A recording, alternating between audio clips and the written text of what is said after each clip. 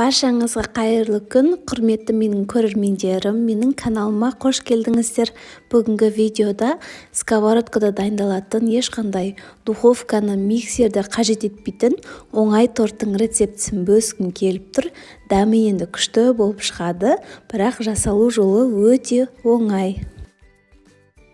Өте аз уақытта дайындалатын торт, міндетті түрде видеоны соңына дейін қараңыздар.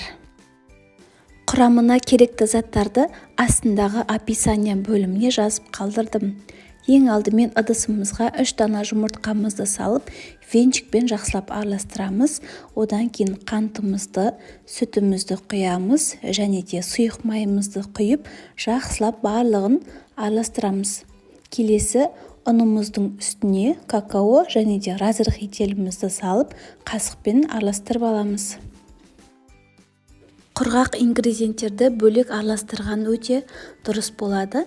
Енді ұнымызды 2 бөліп қосып, венчиктің көмегімен бір келкі етіп араластырамыз.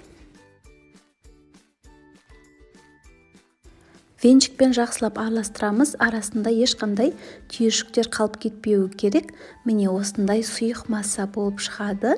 Енді табамызды қыздырамыз, одан кейін сұйық майымызбен майлаймыз. Қамырды сковородкаға құймас бұрын ең алдымен осылайынан жақсылап араластырып алып, содан кейін құямыз. 1-1,5 ожаудай құясыздар. Міне осылайынан ақырын барлығын құйып шығамыз және де қақпағын жауып 1-2 минуттай күтеміз. Сковородканың асты жай отта тұруы қажет. Арасында қақпағын алып салфеткамен сүртіп тұрамыз. Осылайынан буланып кетеді. Мінекей қарасаңыздар, бірінші шет-шеті осылайынан пісе бастайды. Ақырын алып екінші жағына аударамыз. Асты кішкене осылайынан күйіңкірейді, бірақ ештен кетпейді. Асты жай отта тұрса болғаны. Енді крышкасын жауып, тағы 1-2 минуттай күтеміз. Екінші жағы өте тез піседі. Ұзақ ұстаудың қажеті жоқ. Мінекей осылайынан барлығын пісіріп аламыз.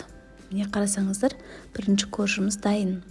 Келесі қамырды құятын кезде тағы да табамызды майлауды ұмытпаймыз. Дәл осы торттың жасалуы енді өте оңай екен және де ешқандай да ұзақ уақытта қажет етпейді. Духовканы бір жарты сағатқа қосып күтіп тұрмаймыз. Сковородкада жылдам пісіріп аламыз. Өте оңай, енді міндетті түрде жасап көріңіздер қыздар.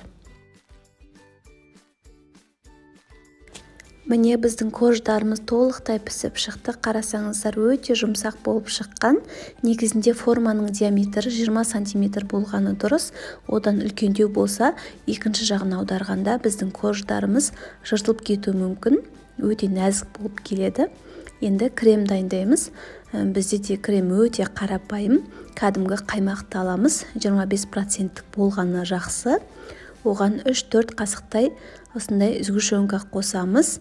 Қалауыңыз бойынша тәтті қаласаңыздар, кәдімгі қант ұнтағынан да 3-4 қасық қосып, барлығын осылайынан қасықпен араластырамыз. Міне біздің креміміз дайын болды.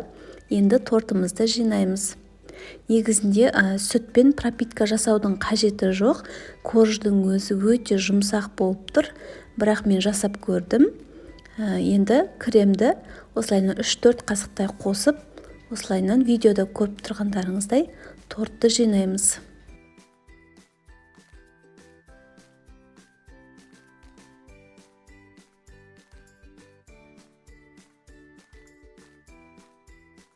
Міне қыздар, видеода көріп тұрғандарыңыздай торттарымызды жинаймыз. Сіздерде арнайы кольцо болса соған жинасаңыздар да болады. Бірақ мен осылайынан жинадым.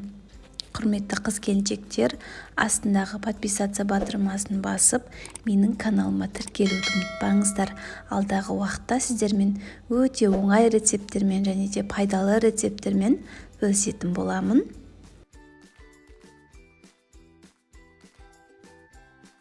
Кремдерімізді барлық жағына жеткілікті етіп жағамыз. Жанына да, асты жақтарына да барлығына жағып шығамыз. Тоңазытқышқа 1 сағатқа креміміз қатқанша саламыз. Міне қыздар, біздің кремдеріміз толықтай қатты. Енді бетіне әсемдік үшін қалауыңыз бойынша осындай какао сепсеңіздер де болады, кәдімгі шоколадты ерітіп құйсаңыздар да болады. Енді мен бетіне осындай қатырылған малиналармен әсемдедім.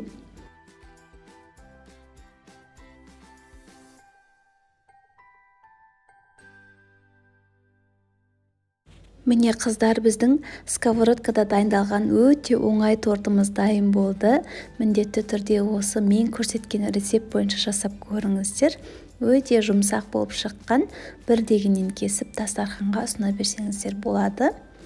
Міне ортасын кескен кезде де өте жұмсақ, нәзік болып шыққан. Ортасын қараңыздар, слойлары өте керемет болып шықты. Құрметті қыздар, видео ұнаса лайк басып пікір қалдырыңыздар, және де менің каналыма тіркелуді ұмытпаңыздар. Сіздермен болған Әйгерім. Келесі видеоларда кездескенше.